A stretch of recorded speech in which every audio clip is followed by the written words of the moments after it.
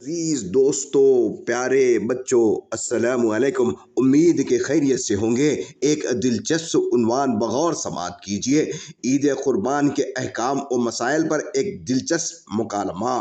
آج درسگاہ میں کلاس شروع ہونے سے پہلے حامد اور خالد میں گرما گرم بحث ہو گئی۔ دونوں کے چہروں پر اس بحث کا نامناسب اثر موجود تھا۔ مولانا مبشر صاحب جب حدیث کی کلاس لینے آئے تو انہوں نے لڑکوں کے چہروں کی طرف دیکھا۔ حامد اور خالد کے چہروں پر تبدیلی محسوس کرتے ہوئے پوچھا، کیا بات ہے؟ تم لوگوں کے چہروں پر کچھ ناگواری کے آثار نظر آ رہے ہیں۔ حامد نے کھڑے ہو کر کہا، مولانا، خالد کہہ رہا تھا کہ میرے ابا جان بقرعید میں قربانی کے لیے جو بکرا لائے ہیں اس کی قربانی نہیں ہوگی۔ میں کہہ رہا تھا کہ وہ ہر سال بقرعید میں بکرے کی قربانی کرتے ہیں، اس سال بھی قربانی کر رہے ہیں، قربانی نہیں کیسے ہوگی؟ مولانا نے خالد سے پوچھا، کیوں خالد، تم ایسا کیوں کہہ رہے تھے؟ خالد نے کہا، جی ہاں مولانا، میں اس سے یہ کہہ رہا تھا کہ قربانی کرنے کے لیے مسلمان ہونا شرط ہے، غیر مسلم کی قربانی کرنے کا حکم نہیں ہے۔ حامد کے ابا جان 5 وقت کی نماز نہیں پڑھتے ہیں، وہ مسلمان ہی نہیں، ان کی قربانی کیسے ہوگی؟ خالد کی بات سن کر مولانا سوچ میں پڑ گئے۔ انہوں نے خالد سے کہا، تمہارے کہنے کا مطلب یہ ہے کہ جو نماز نہیں پڑھتا ہے وہ مسلمان نہیں ہے، اس کے لیے تمہارے پاس کیا دلیل ہے؟ کس بنیاد پر کہہ سکتے ہو کہ حامد کے ابا جان کے بکرے کی قربانی نہیں ہوگی؟ خالد نے کہا، مولانا، حدیث میں لکھا ہوا ہے کہ نماز دین کا ستون ہے، جس نے نماز قائم کی اس نے دین کو قائم کیا، اور جس نے نماز ڈھا دی اس نے دین کو ڈھا دیا۔ جو آدمی پنجگانہ نماز کا پابند نہیں ہے اس کا دین نہیں ہے، جس کا دین نہیں ہے اس کی قربانی کیسے ہوگی؟ پھر وہ حدیث بھی تو ہے جس میں کہا گیا ہے کہ نماز کا جان بوجھ کر ترک کرنا بندگی اور کفر کے درمیان کی چیز ہے۔ جو آدمی جان بوجھ کر نماز نہیں پڑھتا ہے وہ اسلامی دائرے سے باہر چلا جاتا ہے، یعنی کافر ہو جاتا ہے۔ ایسے آدمی کی قربانی کیسے ہوگی؟ مولانا نے پوچھا، صرف یہی 2 حدیثیں تمہارے پاس ہیں یا تمہارے دعوے کی دلیل میں اور کچھ بھی ہے؟ خالد نے کہا، قرآن میں لکھا ہوا ہے کہ تمہارے جانور کا گوشت اور خون اللہ تعالیٰ کے پاس نہیں پہنچتا ہے بلکہ وہ تقویٰ پہنچتا ہے جو تمہارے اندر موجود ہے۔ جو آدمی نماز کا پابند نہیں ہے اس کے اندر تقویٰ ہی نہیں ہے، وہ جب قربانی کرے گا تو اللہ تعالیٰ کے پاس اس کا تقویٰ پہنچے گا ہی نہیں، تو پھر اس کی قربانی کیسے ہوگی؟ مولانا نے پوچھا، اور بھی کوئی دلیل؟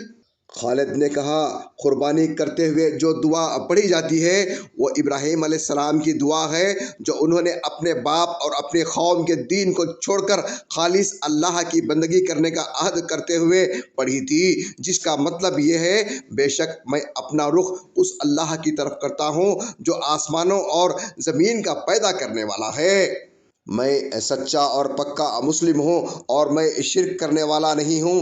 میری نماز اور میری قربانی اور میرا جینا اور میرا مرنا سب کچھ اللہ رب العالمین کے لیے ہے، میں اس کے ساتھ کسی کو شریک نہیں کرتا، اور میں مسلمانوں میں سے ہوں۔ جو آدمی قربانی کرتے ہوئے یہ دعا پڑھتا ہے وہ دراصل جھوٹ بولتا ہے، کیونکہ جو کچھ وہ کہہ رہا ہے اس کا عمل ان باتوں کے مطابق سے ہی نہیں ہے۔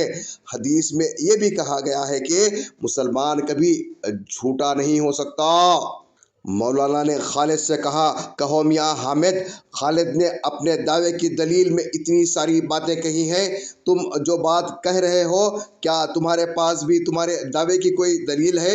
حامد نے کہا، مولانا، خالد کی باتیں تو سب درست ہیں، لیکن کیا اس کا مطلب یہ ہوا کہ جتنے بے نمازی مسلمان قربانی کرتے ہیں ان کی قربانی نہیں ہوتی؟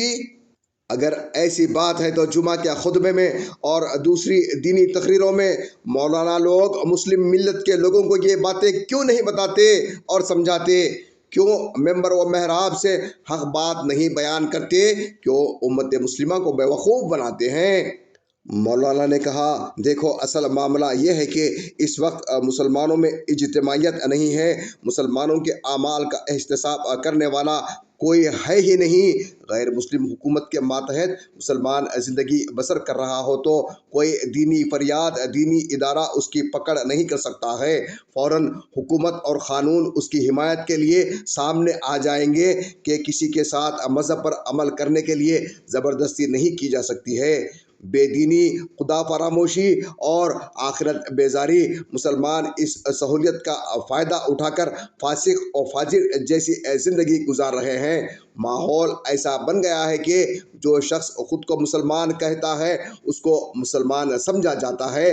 کوئی کسی کو یہ باتیں نہیں کہہ سکتا جو خالد کہہ رہا ہے، وہی سچائی ہے۔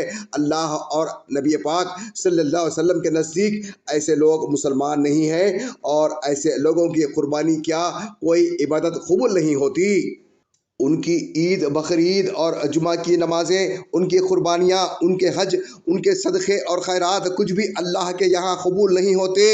جہاں تک عالموں اور خطیب اور مقررین کا سوال ہے تو اس معاملے میں وہ بھی قصوروار ہیں کہ ان کو ملت کے افراد کو یہ باتیں صاف صاف بتانی چاہیے تاکہ لوگ خبردار ہوں۔ عمل کرنا نہ کرنا ہر فرد کی اپنی ذمہ داری ہے، لیکن دین و شریعت کے صحیح احکام بتانا عالم دین کی ذمہ داری ہے۔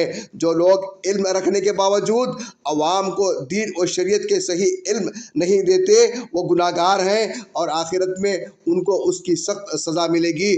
قرآن اور احادیث میں اس بات کو بہت وضاحت کے ساتھ بتایا گیا ہے۔